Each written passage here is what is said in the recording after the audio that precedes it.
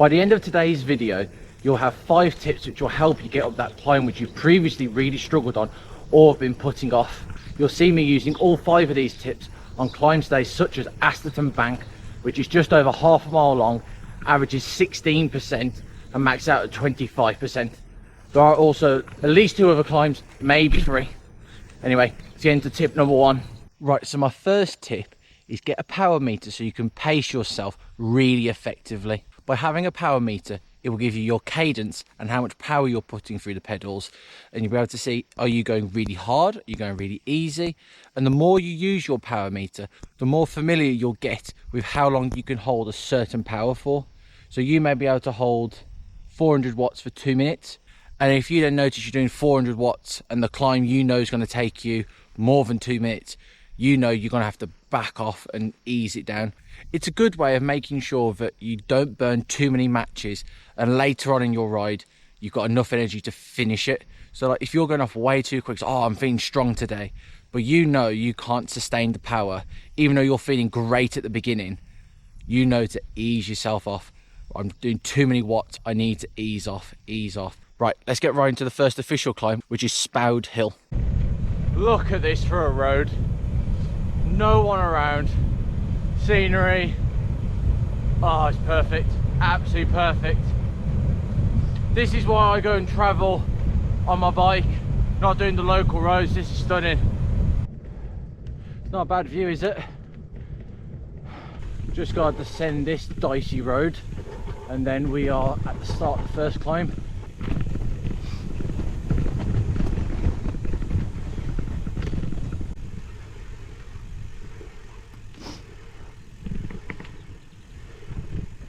My arms are killing from this and on the brakes so much. That was horrendous. Right, here's the first official climb, Spoad Hill, part of the Midlands climbs. Get out the big ring, not gonna need that. Just under a mile long, averages I think 12%, maxes out at 19. So it's gonna be hard work. Simon Warren has given it an 8 out of 10, so yeah, it's going to be hard. Not as hard as later on though. Asterton Bank, 10 out of 10. That's the last climb. God, this road surface is not making it easy.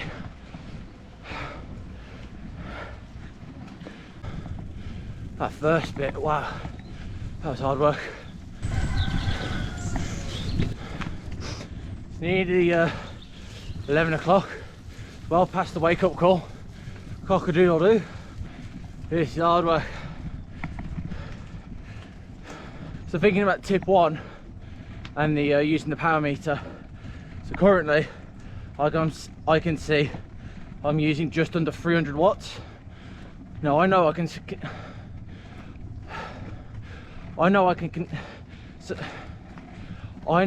sustain that much better than this conversation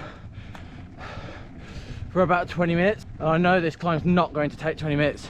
So I know I can maintain this pace. This is getting steeper now. The Wahoo's just said 25%. Whoa, God, this is tough. One of my tips is about a 40% rule, which I'll talk about later, because I had to use it in my head. Whoa, half a mile left. Looks like the steepest part is over.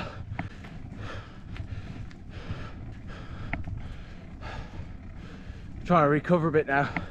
So again, using my power meter, trying to keep the power down. We're still moving. So instead of using 280, 300 watts, now down at 250, 230. Oh, it's nice of the van to wait for me. Oh, you probably can't see on camera, but I can see it's going to kick up against sharp. That's probably going to be about 20%. Yep, here it is kicking up. Ah, good God. That is a serious change. Still not quite at the top. Got 800 feet left.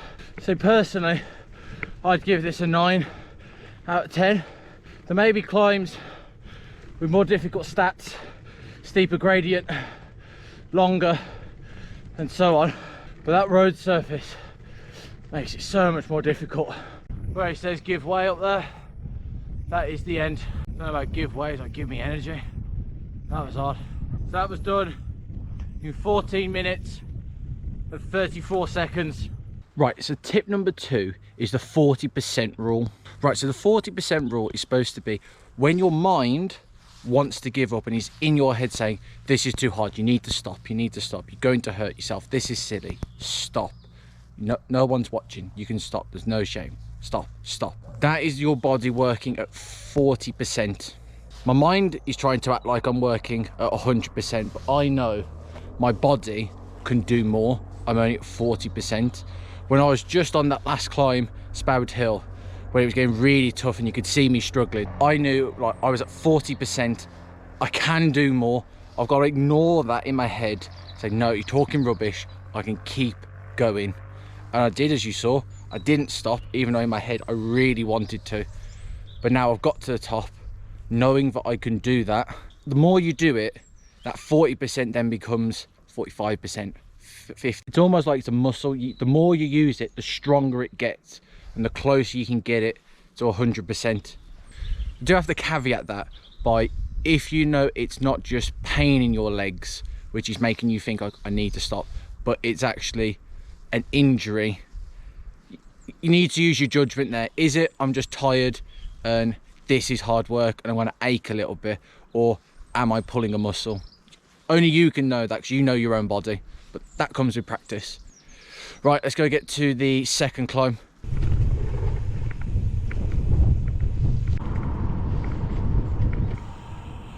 Clunton. I have to really concentrate saying that. Make sure I put the L in there. So the next climb we're doing is Clunton Coppice. It's the easiest of the 3 climbs today. Just gotta get to the start, quickly change your batteries over, then get on with it. There's a sign there for unsuitable for heavy goods vehicle. That's normally the sign of a climb. So I can't remember the gradient stats, but I can see that this is a climb which is just under a mile, and I remember it was a 6 out of 10 rating, so should be easier than the last one. This is steep. Wahoo, just hit 19%. That 40% moment's just happened again. I know I could do more. Keep going. The mind can shut up.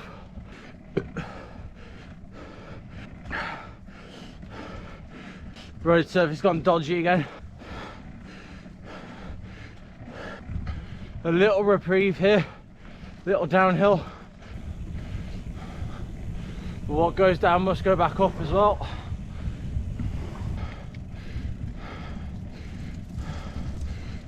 It's nice, I like this. Going through nice calm woods. Probably got a jinxie now, but no cars around. It's really quiet. Watch a car come around that corner now. Now I have to get around it.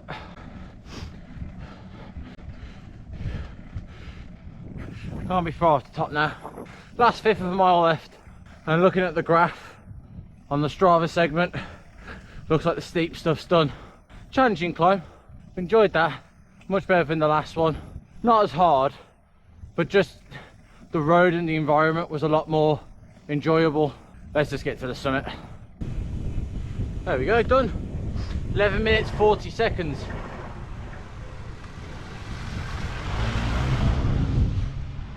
Nearly got the whole way without a car. Climbing in cycling is very much a 50-50 game, as in 50% it's physical, your legs, your lungs, getting yourself up it. But the other 50%, and just as important, is the mental side.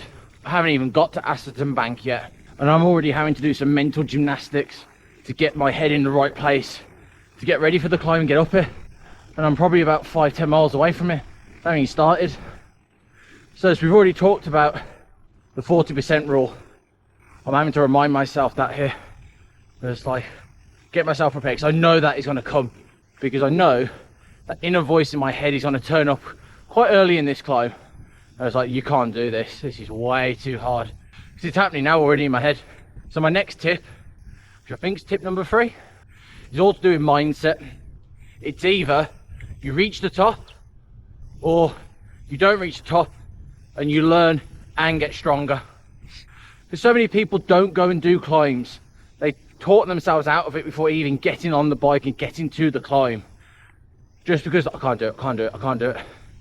If I can't do it, what's the point of going? There is a point of going. Because if you want to get stronger on the bike and fitter, you have to work to overload.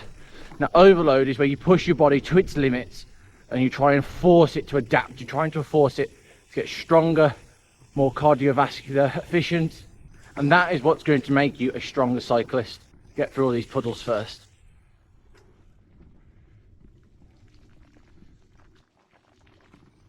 There we go. And if you don't reach the top, you've pushed yourself to the limit and you've gone to overload. So that will make you stronger. So that's a positive. That's another reason to go to the climb and not worry about, can I get to it or not? You're getting something for it anyway. Also, if you don't reach it to the top, like, you can learn, right, what did I do wrong? What can I change in my training? Is there something I could do better next time? Like Asterton Bank we're going to now. I did it 2 years ago.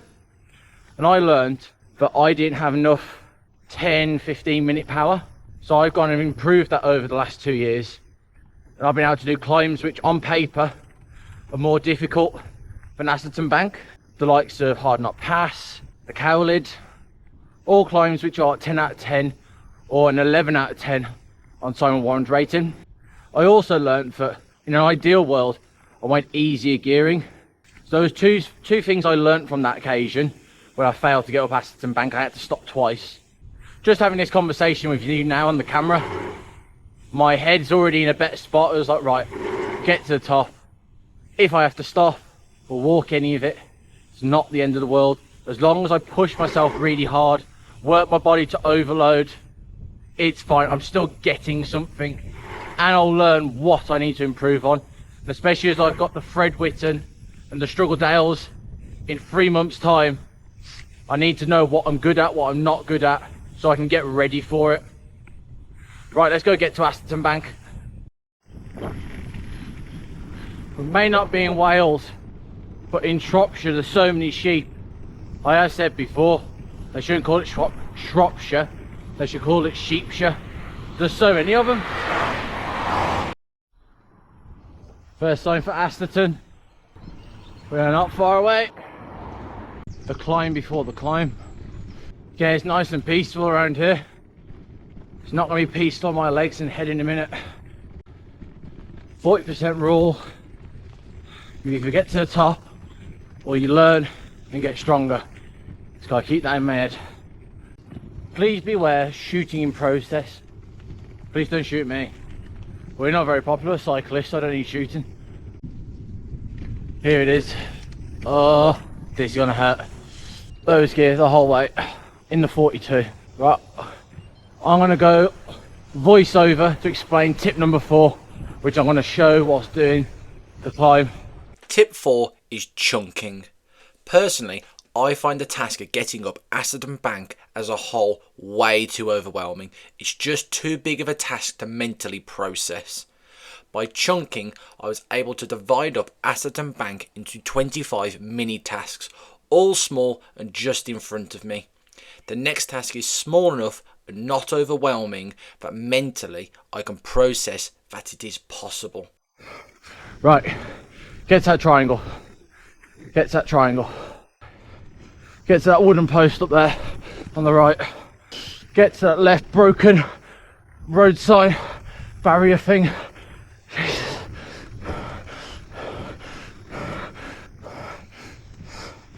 To the next barrier.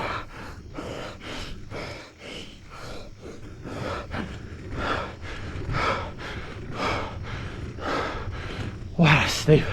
Right, next barrier.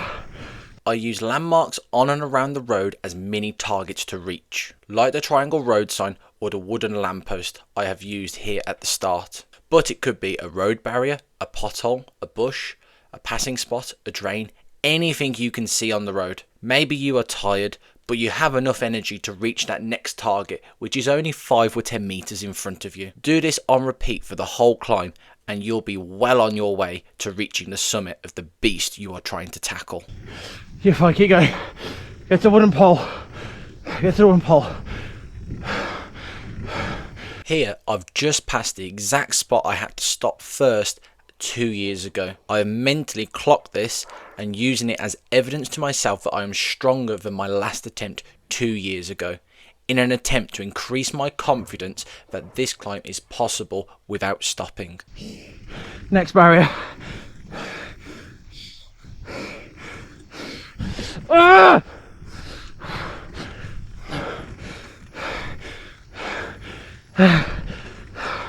Keep going.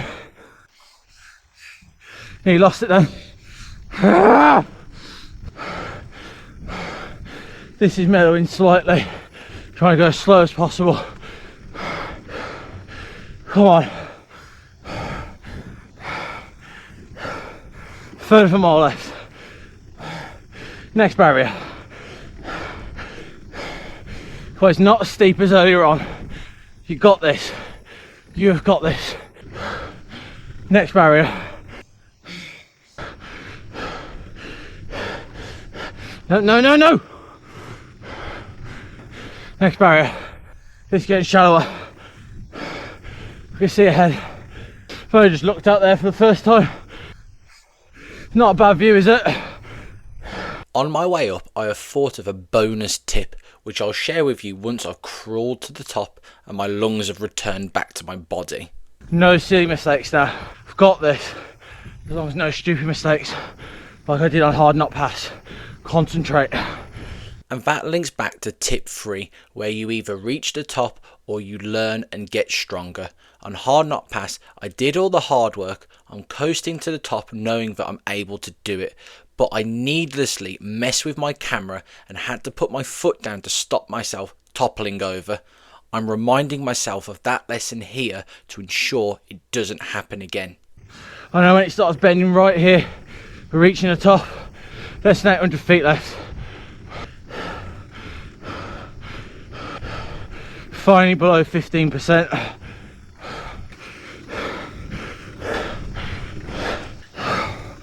There we go.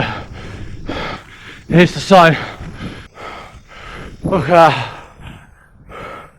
Just do these last 80 feet and we're done. Yes, done. 10 minutes 59 seconds. Come on! Yes!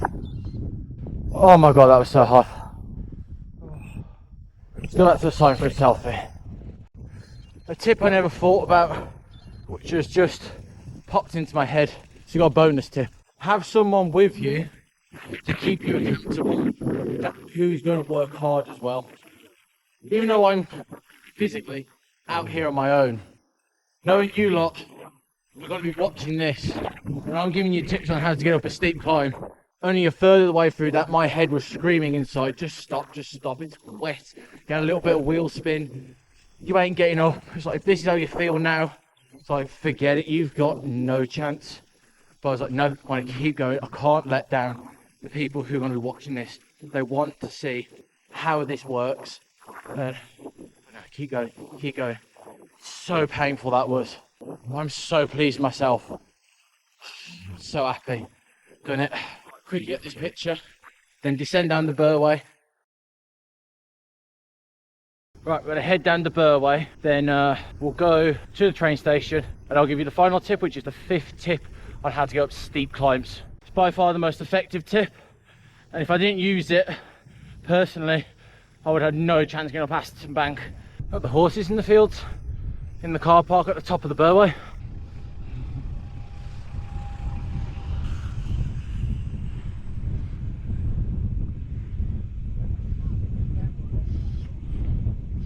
Here we go, down the Burway. It's a shame we're not going to go back up here, but I ain't got time.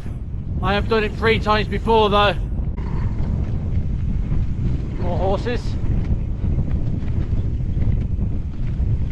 It's not a spook them.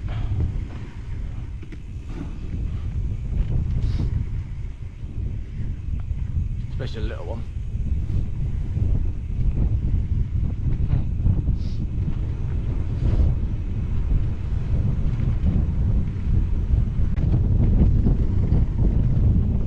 Down there and the valley. Stunning.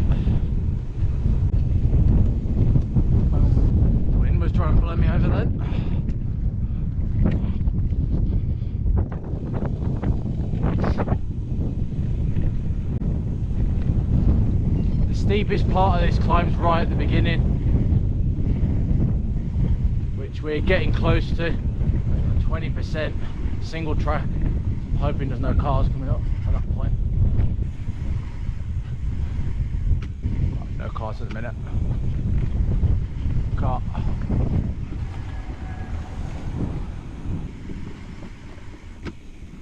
There we go, knee done. Let's get this cattle grid. Ay, ay, ay. Here we are, train station. Let's go to the platform and then give you this final tip. Oh no, this side. Go down here and do it.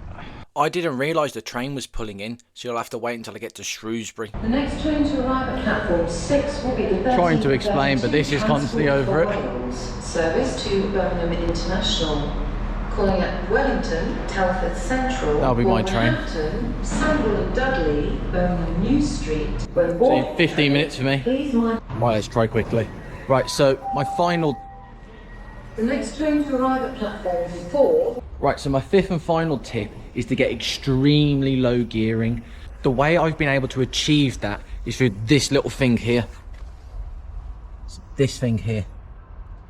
That is called a hanger extender, which has then enabled this hanger to be further down, allowing to get this absolutely massive cassette on. So you'd normally be only able to get an 1134 on the back. The bigger the number, the easier the gear is when it's the back. But also I've paired that with easier gearing at the front. So originally I had a Shimano Tiagra 3448, whereas now I've got a Shimano GRX which has a 4630. So the smaller number, the 30, that's your easier gear, which gets you up the climbs. Having those two combined has gone from a 34 being my easiest gear to a 30 on the front and a 42 on the back. If I didn't have that today, I would have had no chance of getting up Asterton Bank. It would not have happened at all. It enables you to turn the pedals for less force, but you'll be able to turn them faster, which compensates, so you're still able to move. As well as getting up really steep climbs, it also helps with doing repeatable climbs. So earlier on when I was going up Spoad Hill, that was really, really difficult, but it didn't take an extreme amount out of my legs compared to if I was using the 34 or even harder gearing, which is on some standard bikes. Having that ratio made it was hard, but I was able to get up it, didn't take too much out of my legs, and I was able to keep going onto the next climb and then the climb after that, which will be very important for me when I'm doing the likes of the Fred Whitton and the Struggle Dales, where you've got to do climb after climb after climb after climb, and you've got to do it for over 100 miles. So really, really helpful this is. If you found today's tips helpful, don't forget to like and subscribe for more tips, and I'll see you next time on Two Wheels.